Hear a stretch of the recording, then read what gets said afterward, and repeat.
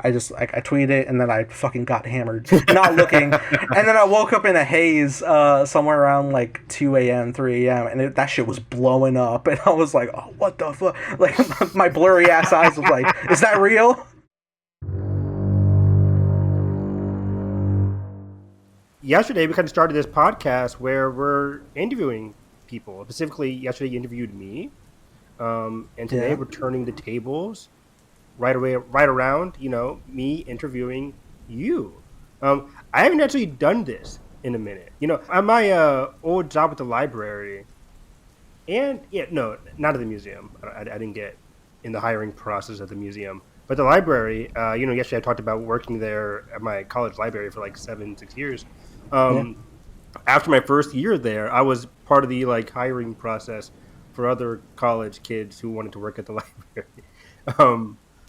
So I haven't asked a question formal, whatever interview in a minute here, but this is just me and you vamping. So I think one of the things that I was thinking about for you just showed us a picture of Time Blazer. You talked to me a little bit, but tell the world your journey with how the hell did you even come up with Time Blazer? How long has it been percolating in your mind? And when did you get, pen to paper, or at least in your case, in your notepad?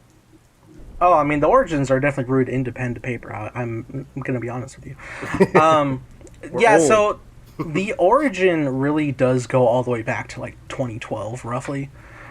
Of the inception of it all. So I have always been a fan of drawing. I've drawn all my life, ever since I was very little.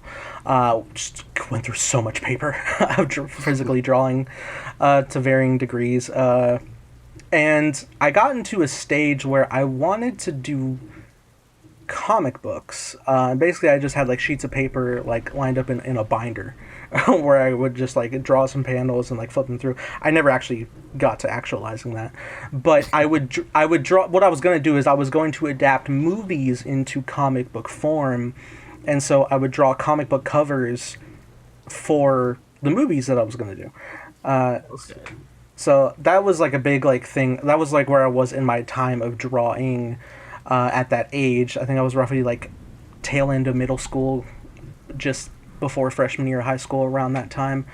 And so I was doing that, and then one day I was just kind of drawing random ideas, and I was like, just superhero, what if I design a random superhero thing? And so I drew up, and it was originally from there called Time Blazer. Totally different design. We have a usual, I think I've said this to you before, but the usual color scheme that we see for Time Blazer is red and black, very sleek, very modern hero suit you would expect. This looked ridiculous, what I drew. So you had Time Blazer from the jump. It was always there was no different title before that or anything? No, it was always Time Blazer. I was always this character that had a watch. That was always a thing. But it was imagine this is so blatant, but paint in your mind of someone wearing a morph suit, but half of it, exactly half of it is vibrant red, and the other half vibrant green screen green. Okay. Horrible. With a blue oval mask over where the eyes go, with white eyes for the mask, and it might have had the triangle logo that's still here today, and that's it. that was the whole design. It was all right, that's a thing. But also, it did stick with me, the idea of, I think because I wanted to keep telling some type of a story. I was definitely big into the superhero stuff, deep into the MCU post Amazing Spider-Man, Dark Knight Rises, Avengers. I was going to ask about that. Curiously enough, you said this started in 2012. That was, as you said, post Amazing Spider-Man. The Avengers had just come out, or is coming out around this time? It had been out. I think this is the second half of 2012 at least. Okay. So did that spur you on? That creative juice of watching one of the most impactful movies, at least from our generation, the Avengers. Did that kind of spur you on creatively?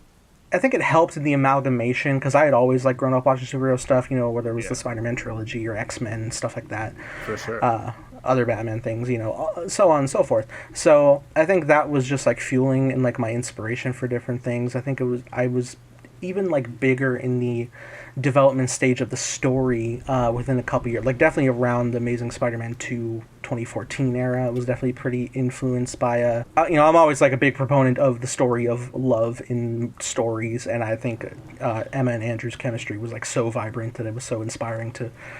I was like, I want to tell stories that have that deep connectivity, which is. We're on the same wavelength. I completely agree. I was the only kid in my class who liked Amazing Spider-Man 2. Right. And so, have different things there going about. And so I had like done a couple more updated drawings. I definitely pivoted the design completely to be closer to what we have today, but not exactly. But I did like pivot from like the green and red half and half to just like, I think I was sticking to the red and black at that time. I think big proponent change was changing the mask into a helmet, because at the time my plan was I am going to make this into an actualized story, and it's going to be in live action. It was supposed to be like an actual like full filmed production. Even like this hoodie that I have, my red and black hoodie, I got that somewhere in 2016. That was like always like the basis of, I already knew like the color scheme of the character, but I always was thinking like the phase 1 homemade suit era of a hero. It was just like the CW era or whatever you would call it. I was like, as soon as I saw that, like my grandma got it for me, and then I also had like black jeans and the like red and black shoes, and I was like, "This is perfect. I have it. I have the suit. Let's start filming." But also, we don't have anything else. Yeah, I mean, that's so curious to me. Wanted to make this an actual film. Was very admirable. When you were coming up with the story initially, was it always your first thought was like, I'm making this story to be a film, or you were just like, I have this story in my head, let me just write down my thoughts, and then it kind of grew into, I want to make it a film? It definitely was always a multi-story thing. It was never set to be a film. It was going to be a show, like full on. Okay. And I would physically write scripts, like even in class. Like I'd open a notebook and I'd write like the top S1E1 colon title, and then right into the story, like going full force, and always writing like character name colon, and then like, because I didn't do like the normal script formats because I wasn't familiar. Then the teacher calls on you for mathematics. Oh, dude, I tanked my fucking science class. I was sitting in the back because like it was already like a bad form of science class setup, because you want like an engaging teacher, but this was like the coach who was filling the position, and just like, all right, I've written the pages you got to follow in the text to like copy notes for, and then we test on Friday. That was like the full gist of it. So it was like, we're not actually teaching, we're not actually doing shit, and they expect me to just be buried in writing anyway. I'm writing my script in the back of the class. That's what I did. The Florida education. Right. Oh, yeah. School does not have money. But yeah, that's what I would do a lot of the time. I would like fill... I wouldn't just be for Time Blaze. I wrote like a lot of different... Often I would like take like a favorite film of mine at the time, and I would like try to write a sequel to it or something, or a prequel. Different things, which is always funny. Especially, I know if I would look back at those, I'd be like, God, this is... shit.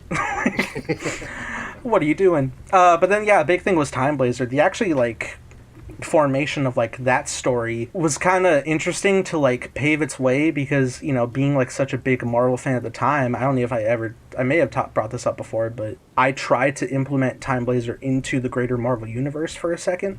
I didn't know that. No. I was just like let me write it in like street, and I was like obviously like a street level type of hero. And then I was like, what if I reinterpreted other characters to like street level and stuff like that?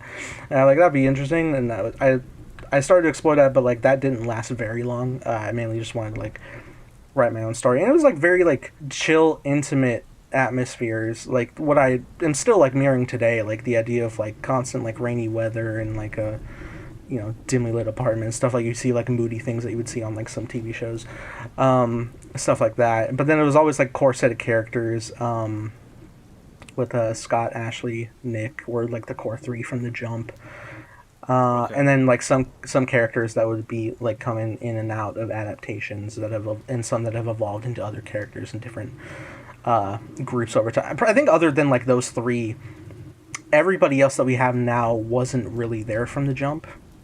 So that's just like a causality of the adaptation of the story as the years go on, where like nothing's getting adapted. Yeah, that begs the question: you had your three characters from the jump.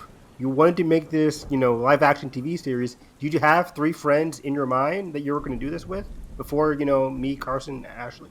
Yeah, totally. I definitely did. Usually, and I still often would do. No, actually, that's not true. I should be doing this, but I don't. Where I would like, let me only write to somebody I know I could reach out to for like putting a character in a story. Because now I have like, I've written an expansive amount of adding characters in for Time Blazer, and I do sit there sometimes and I'm like, I gotta find an actor for that. Like, oops. But cross those bridges when we get there, and you can always have people do multiple voices, which is the great part of like voice work. Is like it's a little less restrictive than doing live action, but it is also like more time consuming in terms of adapting the actual like art to page. But yeah, I had planned specific friends, and they seemed to be relatively on board for sure.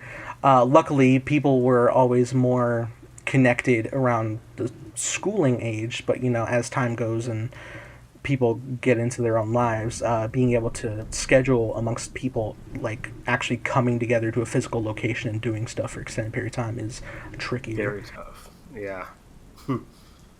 Yeah, I mean, that's always been tough. Like, when you're leaving high school, going to college, you're saying goodbye to a lot of friends, and it creates like a different vibe, different atmosphere.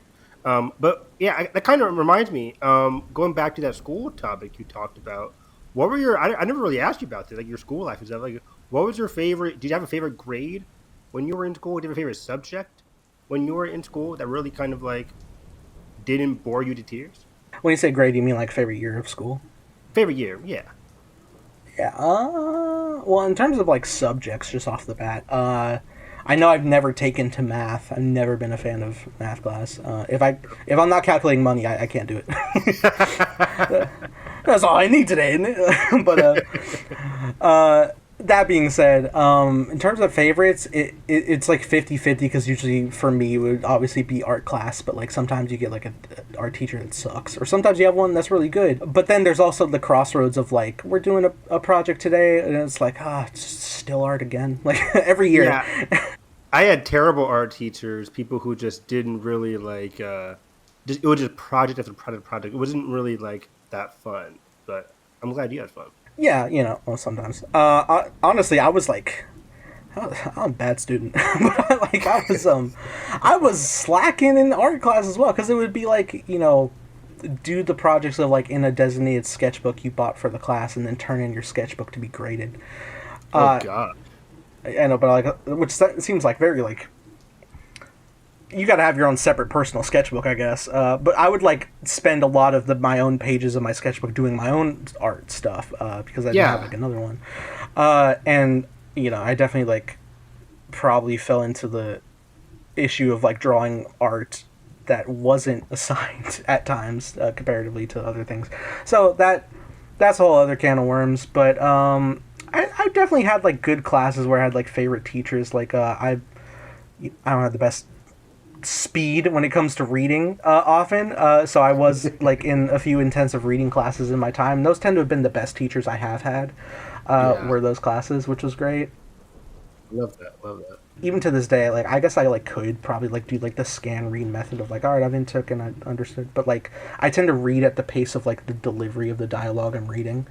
Okay. Like I'm not speed reading. It would be if somebody's like giving a monologue, I'd be reading like, and today upon saying Christmas, like everything. I'm going at the pace of what I would, as a director, interpret the dialogue to be delivered as. Again, because that's my filmmaking brain. Because I'm also trying to get invested in the story I'm reading. If like you want me to retain this shit, I'm not just gonna like, mass read and babble it back. Yeah, of course. Yeah, yes. School life was always interesting to me because I was like, I didn't really have the best school years until like later elementary. I did have Jalen and stuff, which was cool. But yeah, man, talk about think about you that I don't really know about. Like, talk to me about like growing up. Like, how was growing up? Like, did you always live in Florida? Was that where you were born and raised? Yeah, Yeah, for sure. How was it like growing up in Florida? You have a sister. You have like just one sister. Yeah. Like, talk about that a little bit. Yeah, I was born to a family. Yeah, so I always lived in Florida. I was, if you look at childhood photos of me, I was a crispy boy. I was tan as hell. Crispy. Oh yeah, what was crispy? I mean, I was like crispy. Like, you know, you ever like get like French fries from a food order, but then one of the fries was in there too long, so it's like extra crispy. That was me. That was me with some like the continuous haircut my dad would give me whenever we go to the barber is the buzz cut, and then that would grow into like loosely spiky hair, which I sometimes had gel in. Have I seen you with like a buzz cut? What the hell? No, because I grew out of it. Because what the fuck are we doing? God forbid I have style. That's funny. As if this is, but yeah, it's funny. But yeah, I grew up in Florida pretty much all my life. I had my mom and dad for a minute. They split when I was like 3 going on 4. Is when they ended up splitting apart. So it would be like the bounce back, and usually like I lived with my mom and who was also living with my grandparents, and this is the same house that like I primarily grew up in. Moved in at around the age of 3 or 4, and yeah, I would visit my dad usually on weekends and stuff. I do have 2 sisters. I have an older sister and younger sister. We're all equally 6 years apart. I'm the middle child. Oh, I didn't even know you had like a younger sister. Yeah, I have a younger sister. We are all 6 years apart, which was interesting. I think it's between 1992, 98, and 04.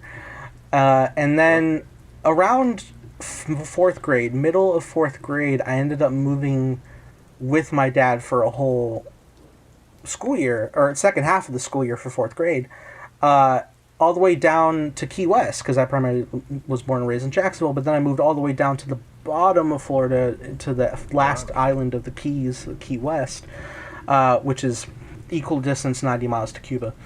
Fun fact, because we have the southernmost point there. Could you see landmark. Cuba from where you were? Could I see Key West from like Jacksonville? Not at all. It's a 12-hour drive. It's the whole state. Oh. Triple all the way down. Like the whole bottom of the state, and then a string of islands that are connected by a long bridge, and then that's where you're at. Got it.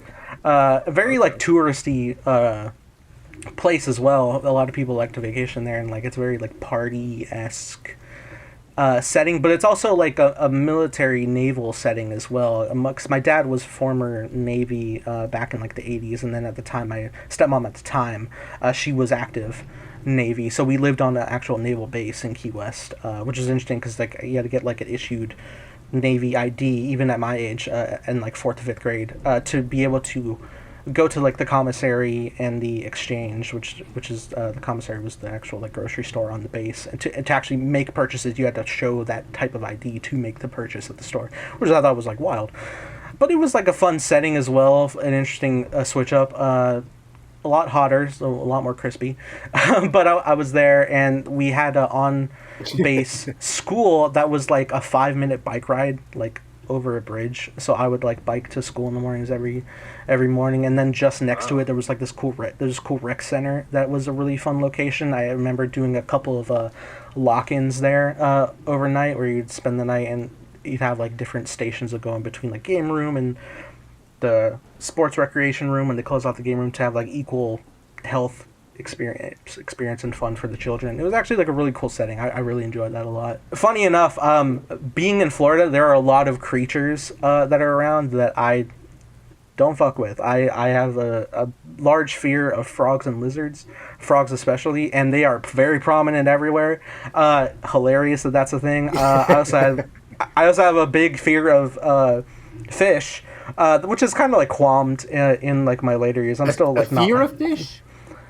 Like fear of like being in the water proximity of them swimming at you and like flopping around. They freak me out.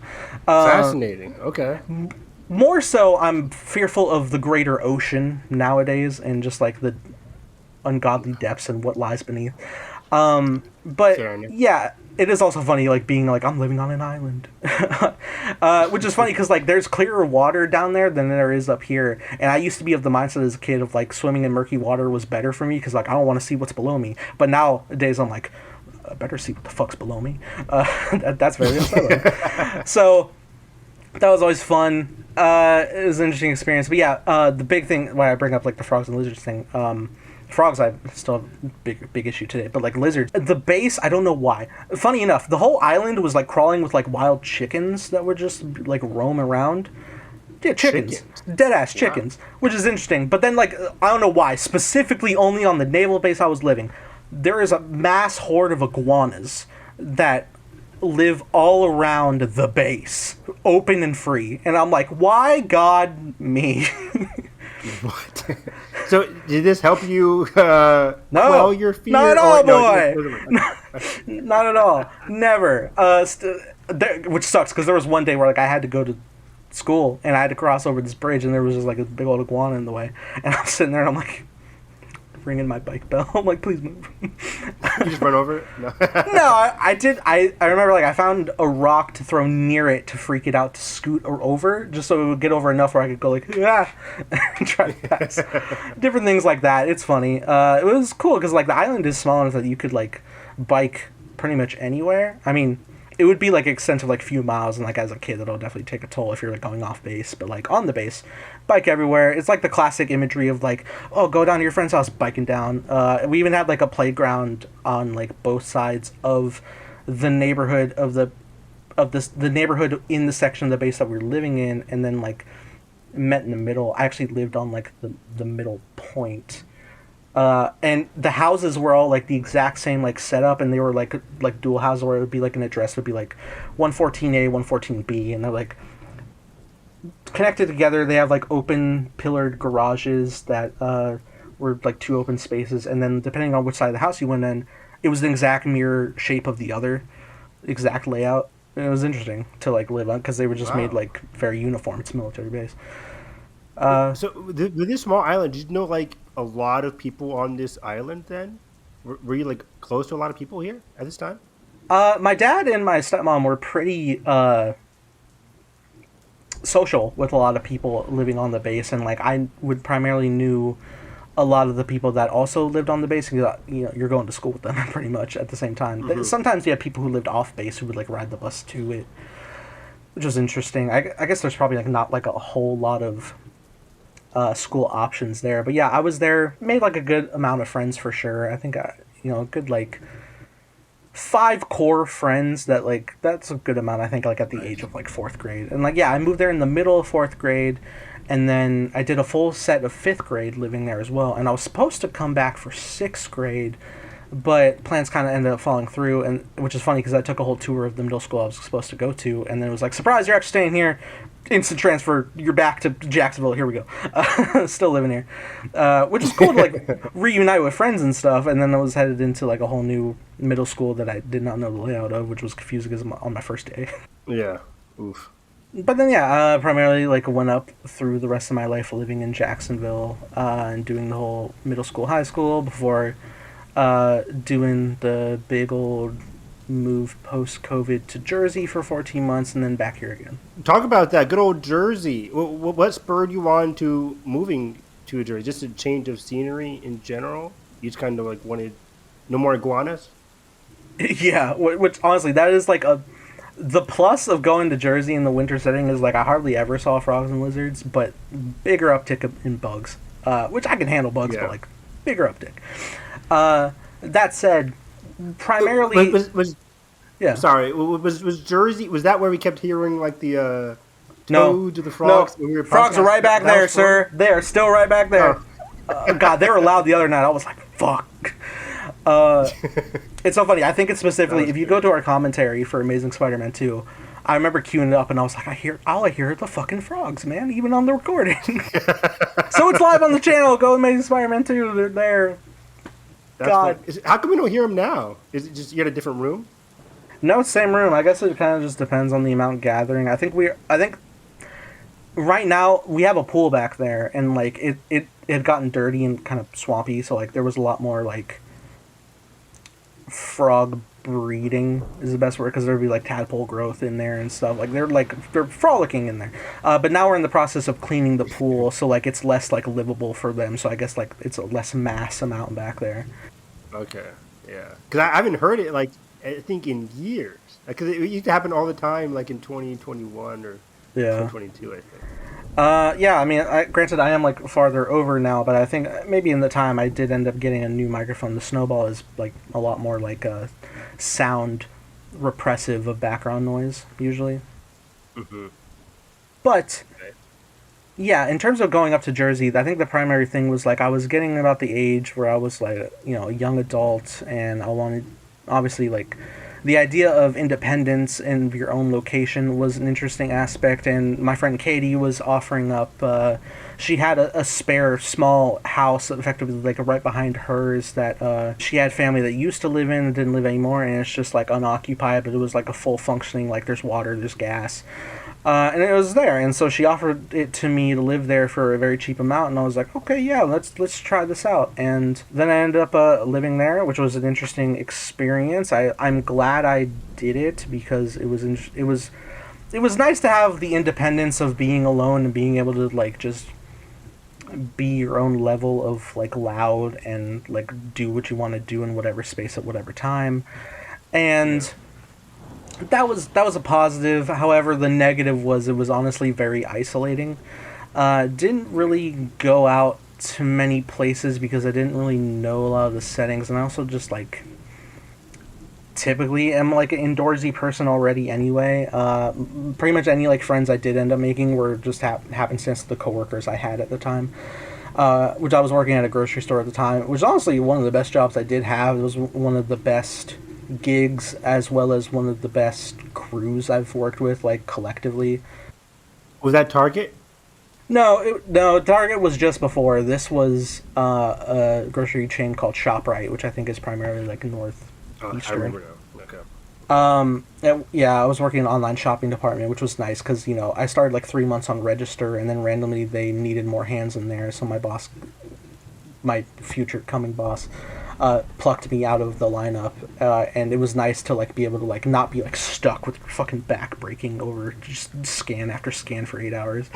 This was like, oh, we haven't ordered. These are the items you need to go get. Go to them on the aisle, scan them with the barcode, and then put them all in the grocery cart, and then once they bring it into the order, bag them up, put them in the cooler if they're cold, and then tag it with the person's order, bill it, and it's done. It was like very like more engaging, and honestly like scavenger hunt, which is like way more fun than just like beep beep.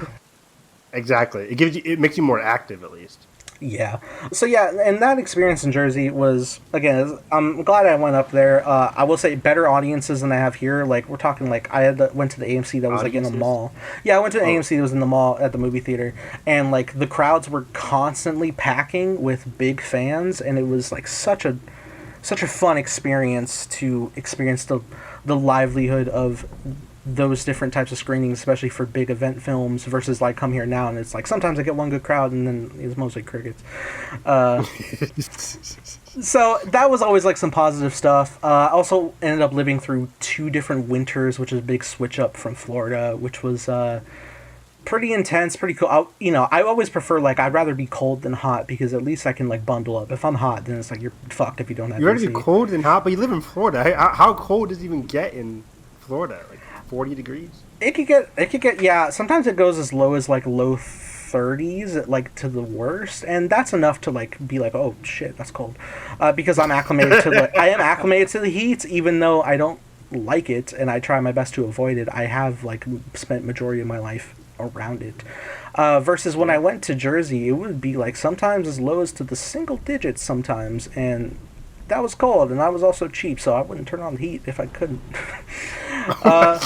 Go like fuck it. I don't want to pay because utilities suck. But yeah, so ended up doing like that, and I was shoveling the driveway, which I was like, that's new. I don't like that, but I did that. Yeah, I hate it. Yeah. So yeah, those different things like that. Those are like interesting experiences, but also I found it to be very isolating, and it. Yeah. I think I went to like one of my like lowest moments of mental health. Even having some very little friends, primarily like one good friend, which is Katie, which is always good. We were always in constant connection, but there's still like the sense of isolation and just kind of like being like in this tiny home, cold, alone. I know it sounds sad, but it was also real. It was like very intense. Like I went through like a lot of like sad periods, missing like every friend I've ever known from my life, from my town, my family as well, and it was just an intense time. I will say it did lead to some of the biggest developments of Time Blazer while I was up there. Just how the so? expansion of the world and the story, because it was always primarily like, all right, we're focusing on this character when he's going up against these bad guys, and it's just like a very like hero villain clash go.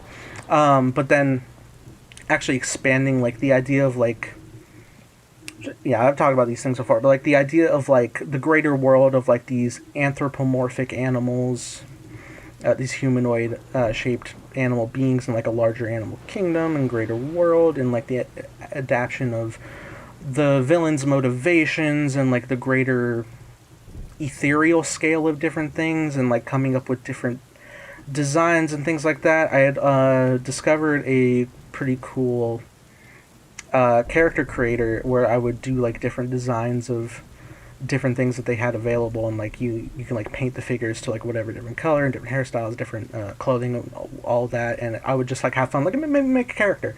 And sometimes it'd be like, all right, cool, I made a fun character, and then other times it'd be like, but this would be interesting to put into the function of the story, and so like stuff would adapt like that.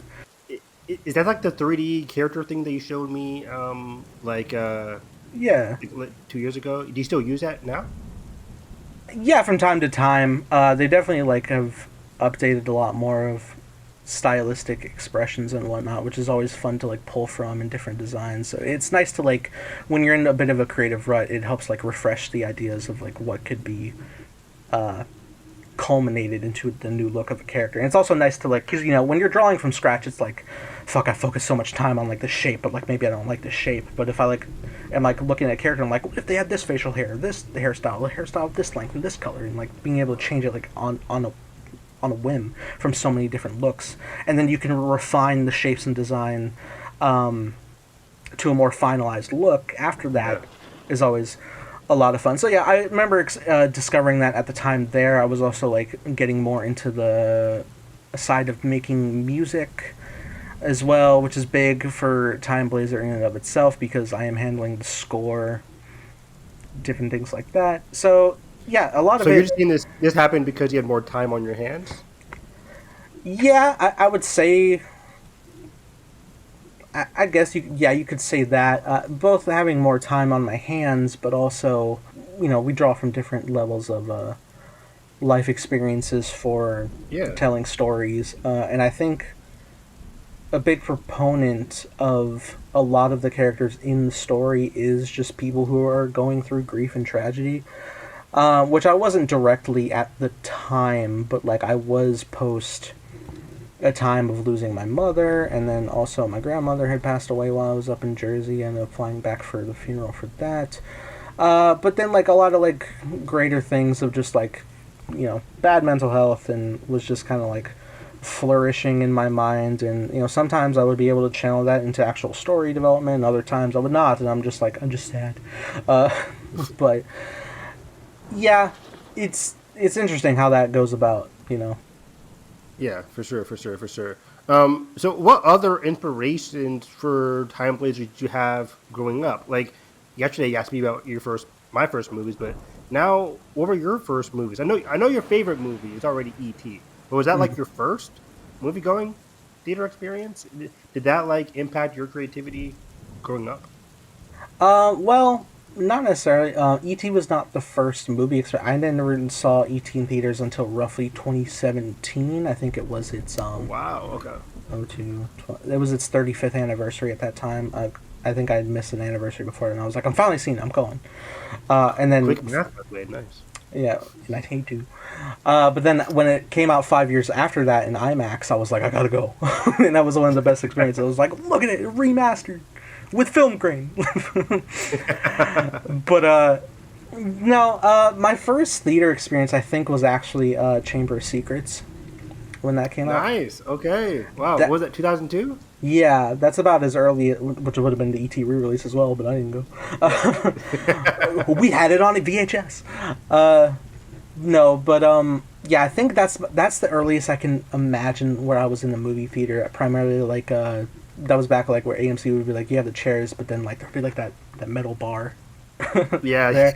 I remember that. And like every kid at the time was like, you gotta hang on it. But yeah, I specifically remember like hanging around like on the bar, the like very cold AC of the metal bar while like the basilisk was going and stuff like that.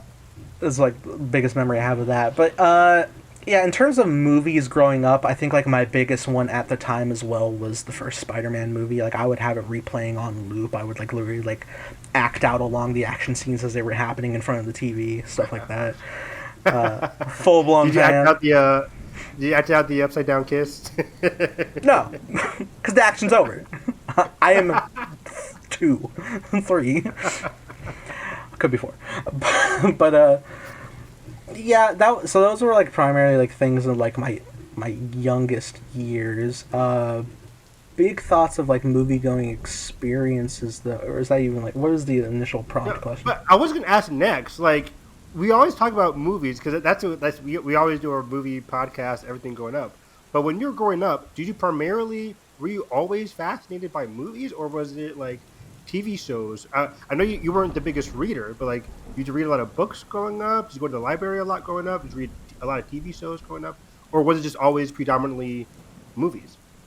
I will address, like, in terms of reading, if I didn't have, like, some sort of, like, sense of connectivity to it, it was hard for me to get into. Like, granted, I never was, like, in a position of, like, reading Harry Potter, though that probably could have worked, unless it was, like, unless it was in the classroom. But, like, it would be, like, a prompt where, like, you know, you have to do, like, a 30 minutes of reading per like a set of homework, and it's like, who the fuck checks this? But okay. But like that is like the setting, and it's like my mom was like, I want you to read like a more original book, and I'm over here with like my fucking copy of like Luke's Random Journey after Return of the Jedi. I'm like, I want to read this, and I can't.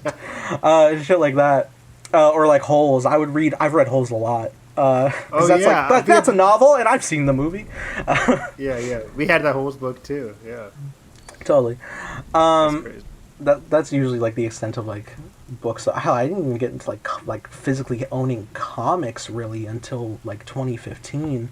But even before that, I would get like, it was funny. These were like obviously like not like official, like these are like cheap reprints, but like in the mail they would send like original copies, like the OG 60s Amazing Spider-Man run. As like mail in the mail. Well, like cheap reprints. They're like magazine texture feeling. It's like reprints with modern ads on them. But it was the comic from the 60s, and like I would get like a bit of new ones every day and be like, oh shit, not every day, but like weekly, and be like, oh shit, fucking Spider-Man. I can't wait to go and watch Spider-Man. That's so cool. Yeah, and then yeah. In terms of like getting into movies and stuff and like watching stuff, TV shows weren't like super big for me unless they were cartoon in my young age. Really? Usually, yeah, because I think like big blocks I would watch is like growing up I would watch WB Kids and Static Shock. I don't think it crossed my airwaves for whatever reason. But I don't program the shit. But you know, I had Yu-Gi-Oh. There was Pokemon sometime. Yeah. It took me. I think it was a while before I hit the anime train. My friend did get me into some Naruto in a young age, which was cool. Not enough to like know the full storyline, but like I had like the first few episodes where he had them on DVD and he would bring them over, and that'd be cool. Or it was me. I was your friend. Yes, you are Hispanic. but I'm built out. It's always been me. Author of All You Paying. But yeah, at the time, those would be the primary things. A lot of like Cartoon Network, for sure. Cartoon Network and Nickelodeon and Disney Channel, the core 3, different things to watch. But also like, you know, the Disney Channel original sitcoms and stuff like Zack and Cody and That's So Raven, things like that. Were those were goated. Those were always on my rotation. Yeah. Totally. Yeah, I can't really think of like at a time like a big like a live action show I would be watching at the time at all. Drake and Josh, right? Drake and Josh. That's true. That's true. I guess I mean more of like the types of shows we watch today that are like an hour long episodic. Yeah. Okay. It's like I know like my mom and sister would watch like Prison Break, and I'm like, I'm not watching. I'd like to ask, like, were you into, because like I loved like Lost growing up. Like I wasn't like on Lost when it was live, but like I watched it on Netflix, stuff like that. were you like? Let me think. Like any crime show, CSI, Law and Order, that kind of stuff. Is that not for you? No, because my mom would be watching the different things that she watches in the evenings, depending on what was programming on primetime. I'd be watching Survivor, Evan. I'd be watching Survivor with my mom. Wow. Okay. Yeah. I couldn't tell you who's competing or what, but I'm just seeing like, all right, who's gonna do the challenge, who's leaving, like things like that, and then like if it's not that day, then it's like, oh, new episode of Hell's Kitchen, let's go. Hell's Kitchen was my shit. Yeah. Yeah. So usually like competing shows like that, or like America's Got Talent, different things, SNL. Big proponent of those things that I'd be watching with my mom. But in terms of like creativity of getting to the realm of movies and stuff, I was obviously big into franchises at the time. Spider-Man, usually like the Marvel heroes. X-Men here and there. I remember seeing X-Men 3 in theaters. That was interesting. That was the day I lost my 2 front teeth. I remember because they were loose. What? And 2005? 2006, I think. That was funny because like my dad had to pull out my 2 front teeth and I was kind of freaked out, but he did his best to like distract me. Where he was like, "Oh, it's gonna be so cool. We're gonna go see Wolverine." Ah! Oh, it's gonna be such a great time. Ah! Let's explain this. What were wrong with your teeth again? They were just loose. They're baby teeth. Oh, okay. They were baby teeth. Okay. Yeah. It's fine. I was thinking what happened. Did you ever have braces and stuff growing up? No, definitely needed them. Definitely need them now. but who can afford dental? Wow. Who even has healthcare? That's interesting, man. Yeah, but getting into like movies and stuff and franchises, obviously the big thing I was growing up on was Star Wars. Hell, I remember like at a time of the great days of Blockbuster. My grandfather had a membership, and it was one like pretty much like almost around the corner, basically, a little ways down the road. But next to our grocery store was a Blockbuster, and we would go, and then sometimes he would take me to like be able to either rent a movie or a video game, which is what a concept. You can get either a movie or a game. That's so cool. And I remember at the time, and what he would do is like he would rent movies, but then like he had a device that was able to copy DVDs like one for one, so he would clone DVDs from Blockbuster for his own personal use. He didn't sell them or anything, but yeah. So, don't tell the FBI. This 7-year-old man has done this. But they're gonna take away our new sponsor. Yeah, which everybody does now to do video essays, so it's like fucking right? Yeah. But yeah, it was funny like seeing the visual image of like seeing all the Star Wars movies laid out to me at the time, because it would be like, all right, 1, 2, 4, 5, 6, what the fuck? Sith wasn't out yet. Stuff like that. And I remember seeing Sith in theaters for the first time. I've seen it in theaters 4 times now, which is crazy. Thanks to re-releases. Nice. But yeah, I remember going there, and that was such a revelation, because I wasn't deep into like the know of Star Wars. I was like, did you know that Anakin's Darth Vader? I didn't. I've watched Return of the Jedi many times. I should have known this. I wasn't paying attention. Wait, you didn't know when you were watching Revenge of the Sith? You didn't know that was going to happen, or what? No, actually, the whole time, because I remember seeing Vader in marketing, I was leaning over to my dad, because it was the second time watching. I was like, where's Vader? And he's like, he's coming. Wow. I can't remember when I knew Anakin was Vader, but I feel like I've always kind of known that. That's interesting. There's definitely something you're supposed to know. I think I should also, like, be aware that, like, okay, Vader is Luke's father. Was I aware that time? I think, but also I didn't clock the name Skywalker on this guy Anakin. I was too young to put pieces together at the time of watching the original 6 Star Wars movies. A New Hope, the first one, was the last one I saw. Okay. For the first time.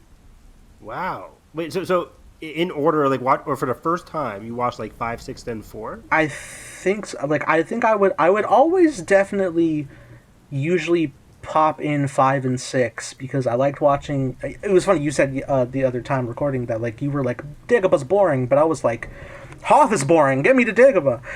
Oh, wow. Yeah, I love the snow stuff. I'm like, see you in hell. Yeah. I was like, you said a cuss word. Oh, yeah. It's all great now to me. But yeah, I was always like, let me get to Yoda, let me get to the Bespin. Like, that shit's fun. And I was also nice. I was also so enamored by like the 2000s DVDs of Star Wars, because they were so involved with, like, we used to be a country. DVD menus used to be very creative, and the Star Wars ones were great because it would be random of like, we're going to randomly load up this setting of a planet, and like you're watching like the different like loop of characters on the screen under the play movie and everything. And it was so cool because at the time you would go into like scene selection, and then it would be to the environment of the planet you're on. It would be like say you're on Endor, and it would be like, here's a speeder bike going by when you're, because it would be like the different chapters you're on, like 1 through 6, and then you select 7 through 12, the speeder would go by, and you select 1 through 6 again, they come back to where the original position. Or if you jumped 2 ahead, which would be out of the sequence, they would go like, whoa, and turn around, and they'd be back in the same spot, and then the same vice versa. I remember that shit. And they did something like that with the Harry Potter DVD menus as well. The Harry Potter DVD menus were excellent. Yeah, I remember exploring, like, the concept of a disc 2 for bonus features. That shit was funny because, like, I remember exploring Sorcerer's Stones, and I couldn't get into the bonus features unless I remembered Hagrid's brick pattern to get into Diagon Alley. It made you punch it in. And I was like, why is it so hard? I just want to see. I don't remember that. But that is like the primary like segue of like your original question. Like me getting into like movies and stuff, especially in Star Wars, was like I was obsessed with bonus features and makings of the different behind the scenes documentaries. The way like this is how we made the film, even though it's not like one for one of like this is the full production movie, but it would be like, here we are on set, here's like the rigs for like the stunts and the green screen, and like here's how we're scoring the music and casting and the concept art levels and different things like that. I was like enamored in all of it, especially in Star Wars, because there's so many different types of making of documentaries for all the different eras. I would see it in like a lot of films too, like whether I'm watching stuff like The Matrix or things like that. I remember like being like big into, I remember there's like a handful of movies where like I watched them, and as soon as they were over I had to watch them again. It is very like few that I remember do that. I remember The Matrix did that for me. Fight Club did that for me. Realizing like, oh shit, he wasn't there. And Blade Runner did that for me too. I was like, which is funny, I was like really deep into loving Blade Runner at the time, and as I got older I wasn't, but I probably am into it again. It's weird how like that functions for movies sometimes. Like the original films that you're talking about, or like the behind the scenes of Blade Runner. The original, just like watching them. But then, like, being, like, so interested in them that, hell, like, whatever movie, because I would just be like, I'm in my room, I got a stack of movies, I got my DVD player, I'm watching the movie, but then also, like, if it's got bonus features in it, I'm going to go through every aspect of this disc to, like, every bonus feature. If they just have, like, trailers for marketing that they've also included this, I'm watching that as well. I'm going through the scene selection to see what the audio menu looks like. I'm not changing it, but I'm looking at it. Things like that. Yeah. That's fascinating. I've never been enamored by like the behind the scenes aspects of movies. Like even today, I don't watch a lot of documentaries. Are you into that as well? The documentaries, like seeing more about like other like random facts and stuff like that. Yeah, I think usually it depends on like how deeply I am into the film. Like if it's a documentary that's like core into like not even the making of the film, but like the backstory of like the inception of the film and getting it made and stuff like that. I've definitely seen a lot of those for Star Wars. One of my favorite documentaries for Star Wars is Empire of Dreams, which was the story of how George went into making the whole original trilogy and like the course of it being developed and like the casting of the actors and everybody. That was always great stuff. But then like every time I would like see stuff that was like involved with the actual like filmmaking of itself, that like really hooked me, and I was like, God, that looks so great to like actualize the story and make it come together. I want to do that. and again, that kind of connects to like what you're doing now with Time Blazer and stuff like that, making everything so, not live action. But earlier on, going back to Time Blazer now, you talked about doing everything live action. What spurred you on? What was like the big shift to like, I'm gonna make things animated? Were you always, you talked about anime growing up, but were you always a fan of like animation? Does it come easy or natural to you? Like the process of creating like animated stuff in general? Yeah, in regards to that, like I was always into animation, obviously. I definitely was like at a point that I think a lot of kids were growing up, which is like, if it's not animated, I don't want to watch it. Live action's boring. Mm-hmm. So it's very rare. Unless it's Star Wars, I'm not watching live action. Where's my Ninja Turtles? But as I like grew up, I don't think I ever like really reached a point where I was like because sometimes people will like grow into like watching live action stuff and be like, that kiddie shit, I'm done with it, I don't need to watch animation. I think there was definitely points where like if there was like something new animated, I wasn't necessarily like going out of my way to watch it, but I wasn't against it, and I would still like watch plenty of like animated stuff I grew up on. Like Lion King was like probably like the most prominent animated thing I'd ever seen in my childhood. That was a big part of, you know, obsessive rewatches of things. But yeah, when it comes to animation, otherwise, like I've always been like admiring of it. I think like especially in like the mid to late 2010s, was definitely getting more and more into not only, you know, newer original animated things, but also like anime in and of itself. Again, I wasn't like totally like deep into like going into like the full experience of like start to finish an anime, because growing up really didn't have the resources of accessing that like so easily like we do now. Even like the internet was very like limiting of what you could access. You know, sometimes you get lucky and it's like, here's Naruto episode 27 part 1 of 3 on YouTube or something like that. It's like, okay, cool. Shit's letterbox as hell. But you know, things like that, sometimes you have access, or again like Toonami, especially like wake up in the middle of the night, because it would be like only in the middle of the night I'd be like, oh cool, this thing called Inuyasha's on, and that looks cool, and it's only on at this time. Things like that. I remember Classic. At the top, I think it was like 2013, I remember seeing ads for Sword Art Online, which you brought up before, on Toonami at that time, and I was like, that looks like something I want to check out, and I never got to it, but like I wanted to.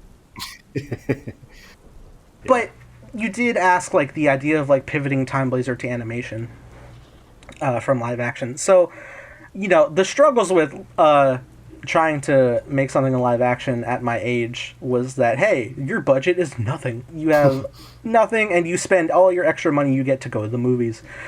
So what's the move? What's the play? You write in these scenes that these characters are in an apartment, or like they're in these different locations. Where you're gonna like location scout for that. And anytime I would like have the idea of location scout, it was like, let's walk around the neighborhood, let's see what I'm into today for like where we could shoot something. Always writing, every fucking person who's ever attempted to write a Star Wars fan film is like, and it's in a forest because it's the easiest fucking planet to adapt. All the time, of course. Yeah, but you know, I would like try to do like these different things. There was even like a point, I may have talked about this with you, because it was a time travel show and I wanted to just like throw myself into having something involved with the story. I ended up doing this found footage style mini series within the realm of Time Blazer that was like a time travel segment. So it would be like in between seasons 4 and 5, I think. I'd always like planned like the multi-seasons to that level, all the way from the jump. But I was like, let me film this thing, let me have it take place there. I'm going to keep it vague for spoiler sake, but anybody who would come back once it was all told and sees this is just like, oh, whoa, shit, everything's connected. Which is funny because I looked back at it recently on my anniversary live stream, and I was like, none of this shit is canon at all. But you know, some things can still be, you know, truth and legends and stuff like that. But yeah, in terms of like trying to like make it actualize, you know, you hope for the best, but you know, you can't really like get a hold of everybody, and like as things get bigger and ideas, and I think that's what also helped expand the ideas of the world, was because it was an animation. So the whole getting to the point of animation was, I was in just before COVID. It was after the release of Tross, and it was Christmas Eve, and okay. I was like, oh man, I don't like how Ben ended. I want to rewrite that. So I went ahead and did that, and I remember it was that night. That night I wrote, I think it was like 11 or 12 pages of a script that was like it was just the climax of Tross, nothing really different. But like I had it where Ben lives, helps Rey fight Palpatine, go off. They both survive because they're stronger together, because fucking dyad. What a great concept. And then I added in a scene where Ben is in hiding, but he reunites with Chewie and Lando, and it's a reconciliation type of scene, and Ben ultimately gets control of the Millennium Falcon to be able to fly it around and take his father's place on the ship next to Chewie. And I had like the final shot on Tatooine with the Force Ghost looking over, and it was both Rey and Ben and BB-8 at the binary sunset, and it was just like a more hopeful ending in that idea. I ended up, that was just written, and then I published, the same night I wrote it because I had to go to my sister's because there was like a little Christmas Eve get-together party happening, so I quickly like got screen grabs of it, sent it to my phone so I could tweet them in a thread, and then I just I tweeted it, and then I fucking got hammered not looking, and then I woke up in a haze somewhere around like 2 a.m. 3 a.m. and that shit was blowing up, and I was like, oh, what the fuck, like my blurry ass eyes was like, is that real? So I didn't know that. So you posted it on Twitter before making it a YouTube video? Yeah, I posted it to Twitter, and it was doing so well consistently for a long time. I think it was like, it was nothing like super viral, but like I think at the time it was something like 1.5 thousand likes. Which is still big for you. Yeah, it's big. I think I had like at least 80 replies of like Raylos. It was just like, that's what we wanted. That's what we wanted all along. The Star Wars community, we were going through it during that post-Tross era, and I remember watching your video being like, oh my god, this is everything I wanted. Like, it was so good. Yeah, so then coming up about in the middle of COVID, there was a lot more connectivity with online friends.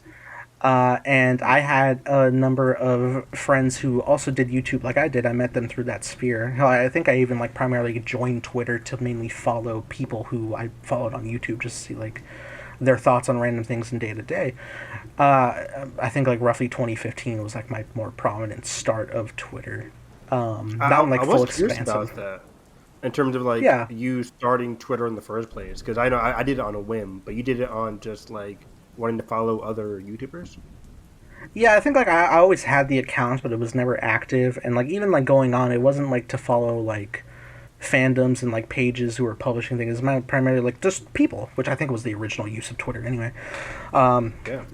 Which then I think sprawled out to like, oh, a certain celebrity I like is on here, or I'll follow them as well.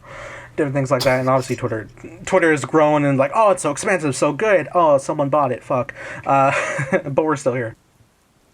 But at the time, you know, heading into COVID and being on lockdown, summer was coming around, and there was supposed to be and you know, I mainly started my YouTube doing reactions, and there was a big old community of people who were doing reactions, a full-on Reactor community, and at the time, it was around Comic-Con was supposed to happen, but it got canceled, and so we were like, hey, what if we like made this collaborative thing called ReactorCon, where we collaborate with a bunch of different people. We use like the tag where we can all like you know, promote one another, do collaborative things, like do things where like, hey, here's a fun thing I want to talk about, hey, we're all collaborating and playing a game together, different things like that, and set like different things. I remember it was like a full like 5-day event thing, I think, and we all had like a video planned for like each day, and I remember doing ones like those, interviewing some people or like watching a lot. I think I did like a commentary double feature of Infinity War and Endgame back to back at the time, which was wild.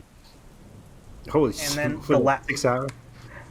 Yeah, but then like I was planning like for the final day, I think I want to do this, and so I was going to turn my script for the rewrite of Skywalker, as I call it, into a animatic, because I didn't have time to do like full fluid animation, but like I could like draw in between images to like bring it to life. And what came from that was we were doing stuff to like I was mainly collaborative in ReactorCon with my friends Brittany and Jordan.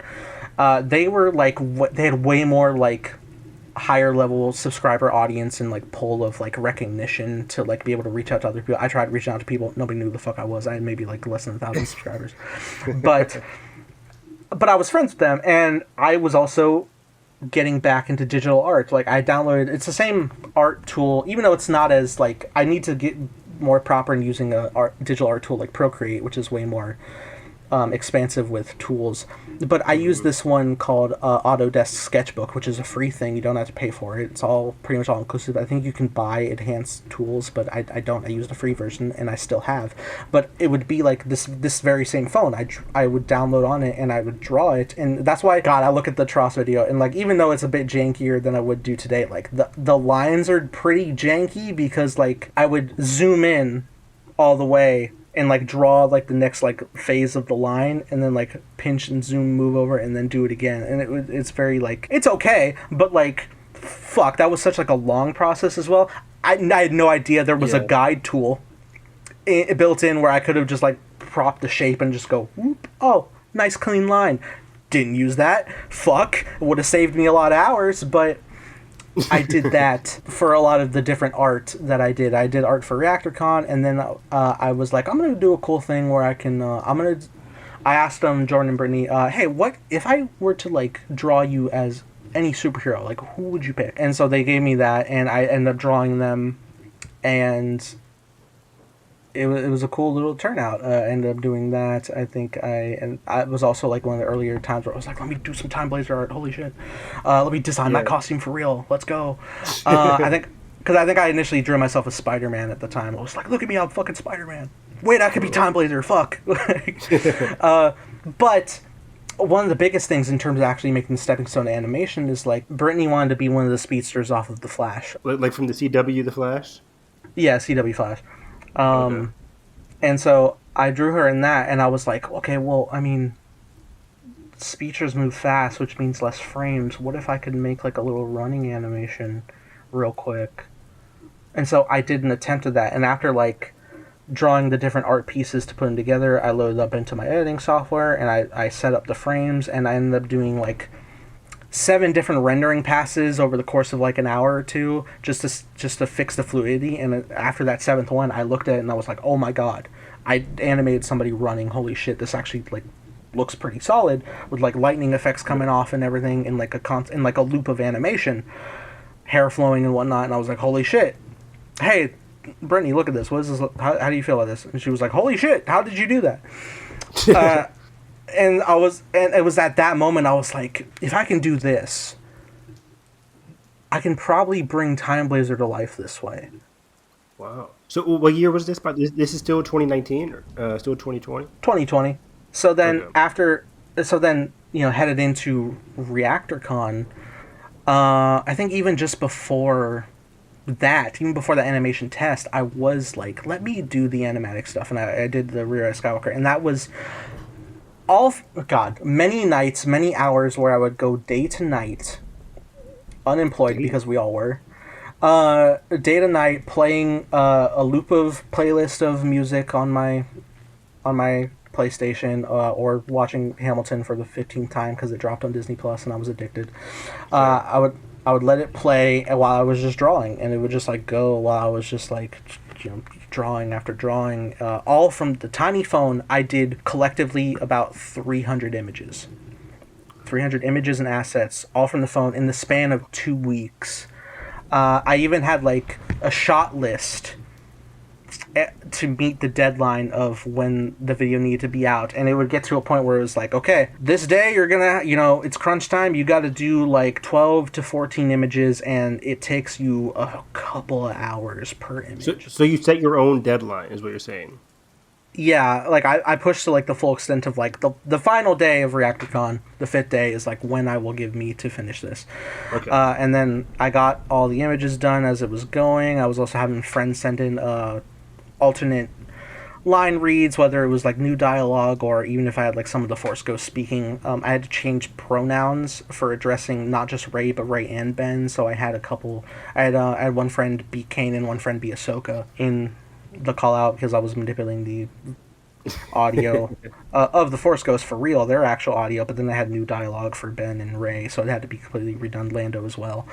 And so I was bringing that all collectively together. I was using Samuel Kim's music, who he did original music for Rey and Ben, for like a love theme that he made for them. That was gorgeous. Gave credit there, put that in as well, accumulated it all, and yeah, it was collectively 300 images with my voiceover of literally reading the script I tweeted out. Jeez. Verbatim, and then when it was just dialogue, it was just dialogue.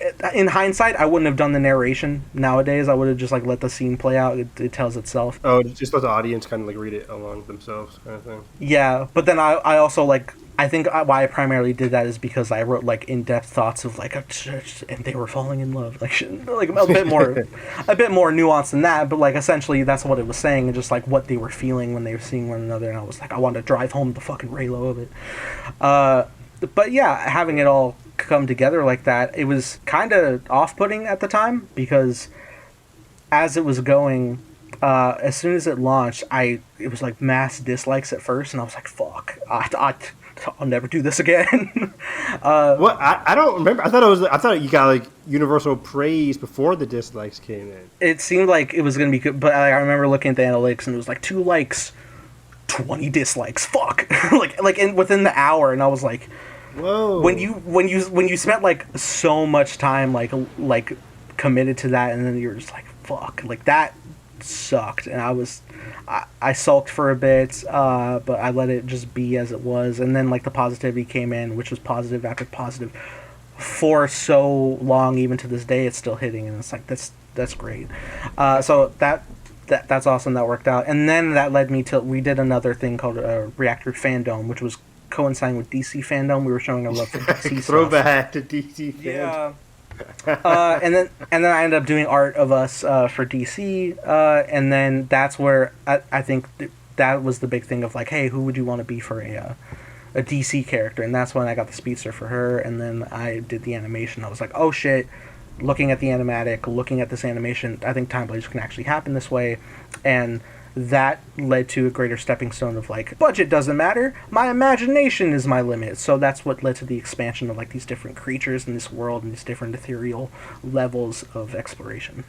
Long-winded answer. And then that's when I got the call. No. Well, kinda. You may have been called around. When was it? Was that like fall 2020? Or I think it was earlier than that. It might have been somewhere around there, yeah, because I think every year I was like, Time Blaze is coming out this year. But obviously that never hits. But yeah, it was definitely around that time because I think at the time I did lock in the character of Ben for sure. I think he was based off of an original other character who was a similar person anyway, but like I didn't have access to my files from a different computer, so I forgot like the exact names I had for some characters.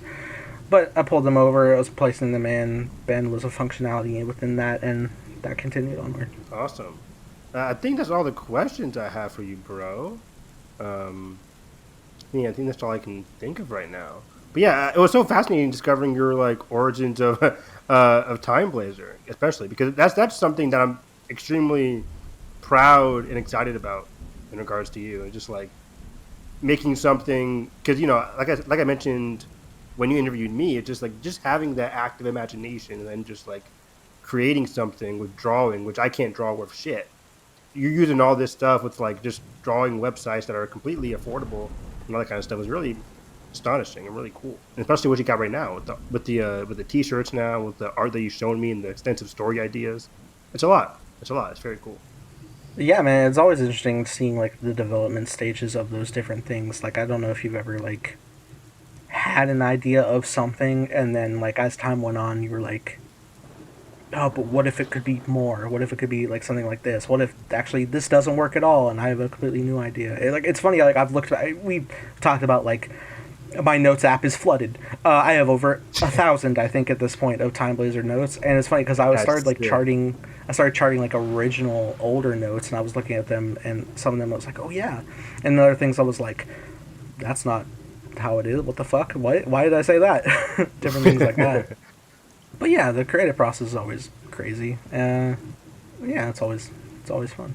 Actually, you talked to me about like my favorite music. Were you always a Linkin Park fan growing up? I guess that's our main like comparison between each other. Like, has there always been Linkin Park? Was there something kind of like a rock, genesis before you got into Linkin Park? Not as to the degree that I am today. Like I think I'd always been aware of Linkin Park. I think my primary awareness for Linkin Park was primarily their most played singles, "Numb" and "In the End," which were constantly in like radio rotation. So like, how do you not know them? And then probably What I've Done from Transformers were like the big like things of like being in the know of like what's in my life for Linkin Park, unless I'm like actively like following, because I never like actively followed any band really until roughly 2013. There was a cool rock band called Volbeat that I followed that I still follow today. They just had a new album, good stuff. But in terms of Linkin Park, wasn't hardcore following again like most bands. I wasn't. It was just whatever was on the radio was like what I listened to. I was never like a collector of CDs really. Very rarely would I have that. Oh, so you never had like the Meteor or Hyper Theory CD? No, I want to get. I would love to like get the CDs all collected because that's what I did in recent years. I collected every Volbeat CD that was released for this band because I really like them, and they're all up here. But Linkin Park, I was like looking at them too. I think I made like a list on Amazon, where I was like, I want to get all these. Yeah, yeah, that's funny. My dad had the Meteora and Hybrid Theory CD growing up, but he lost his like big CD case one day. And we could never find it again. But then like the time that he lost it was like when people more and more had like the Bluetooth and we're just like just pull it up on our phones now. Yeah, but that's crazy. CDs were a big thing. Yeah, man, discs. You could scratch them, and then life sucked. You got to be careful. Put that shit back in the case.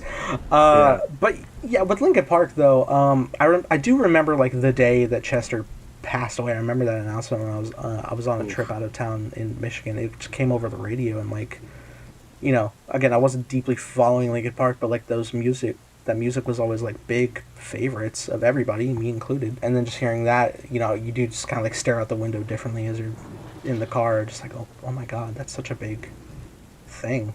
Not just like the intimate level of like a person that's gone, but like, my god, the level of a person that it was, like, whoa, for a running rock band in prominence. But then Linkin Park was definitely like a big resurgence for me, I think, around COVID era. I was like, you know, listening up to the original Linkin Park stuff, hearing other songs where it was like, oh yeah, cool.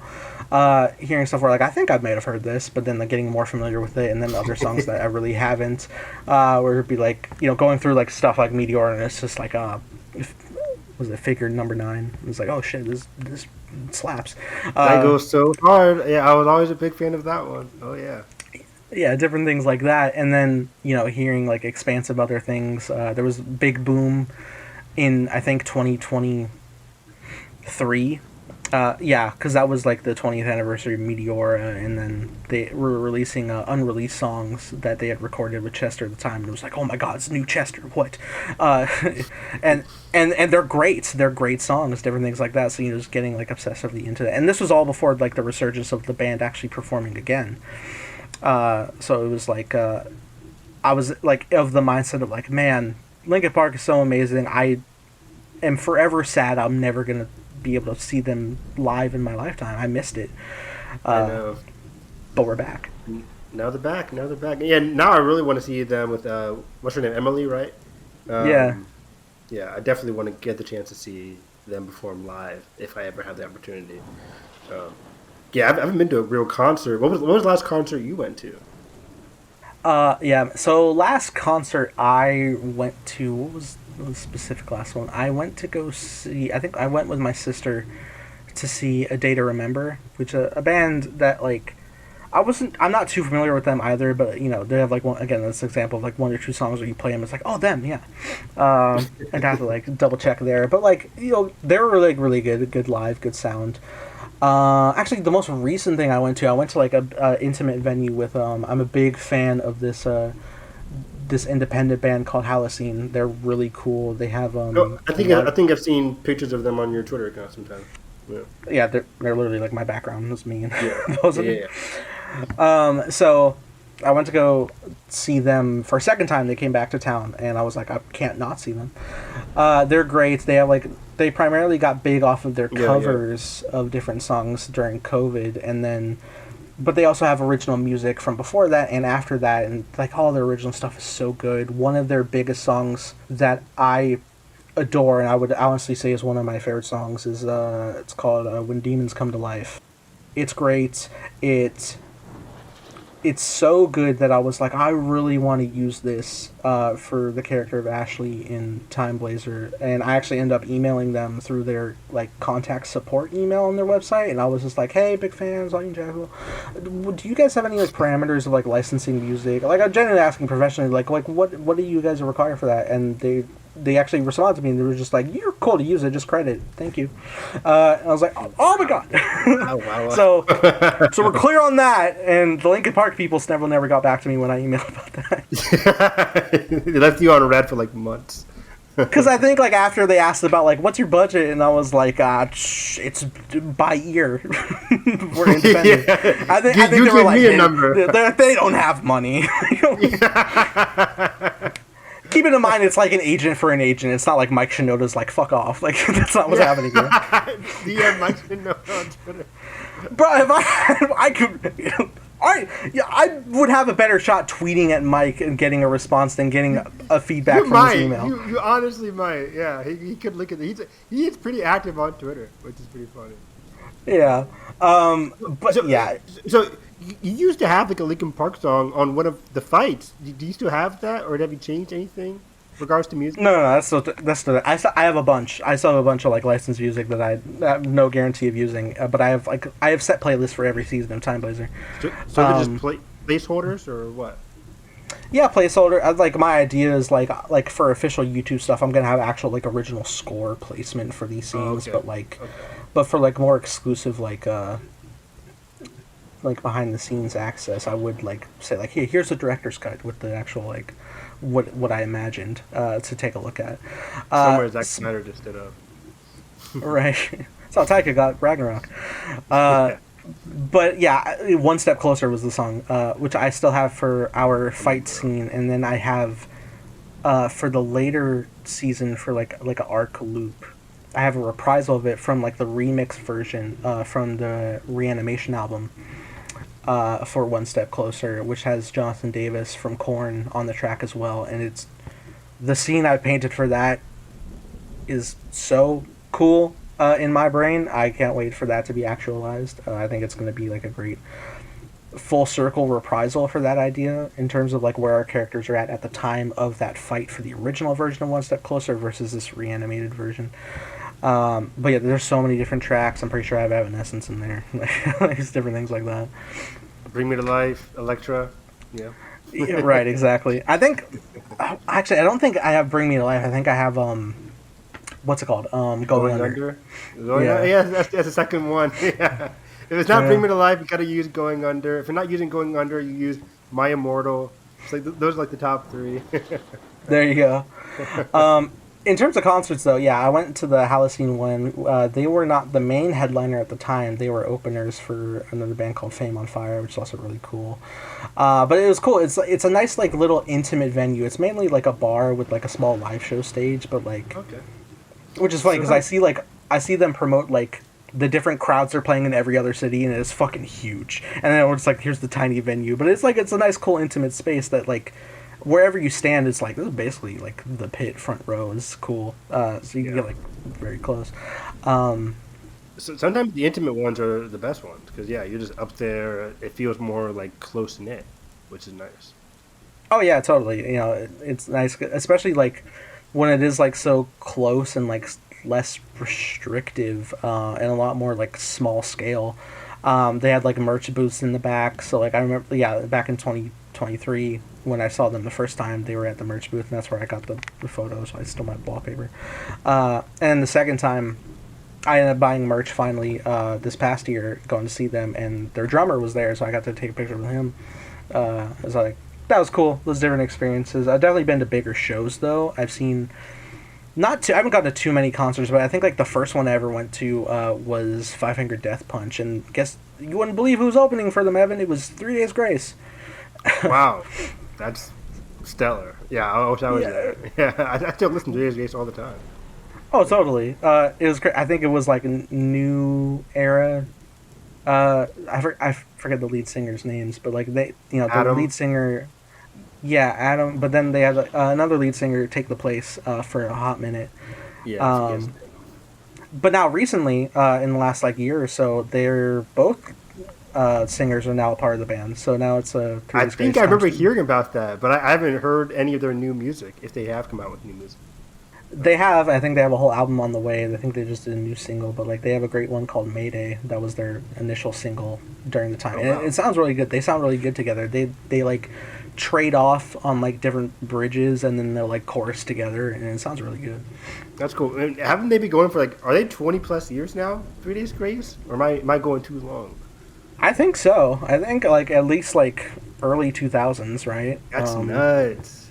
That's nuts. Is that is pretty crazy. But yeah, I've been able to go into like a couple different concerts other than that. Like the only other one was an interesting setup. So it was like four different bands at this concert where like the main two headliners were what I was going to see. The primarily one being a band called Ice Nine Kills, who they do music based off of like horror media, usually movies or like books, and they adapt songs based on the story or project they're doing. Like they've done Nightmare on Elm Street, Friday the 13th, like a lot of different slasher stuff. They did one for Terrifier recently. This was really good.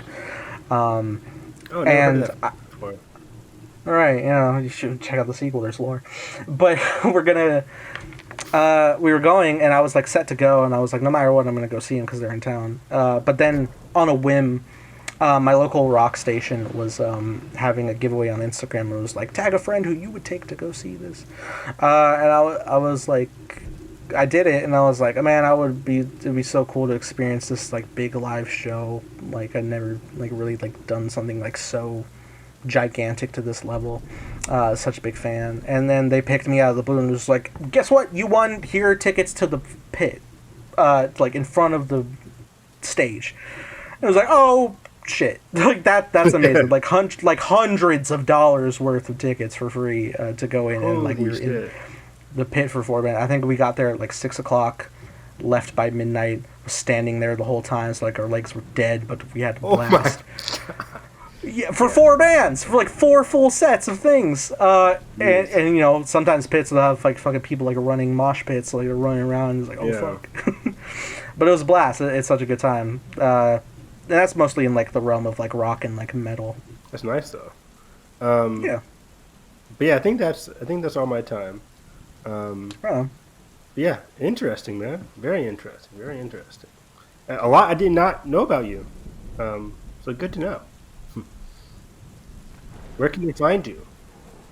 You find me at _Time Blazer, making a show called Time Blazer with co-starring Craig Russell and Evan Harris. That's me. Any updates in the near future?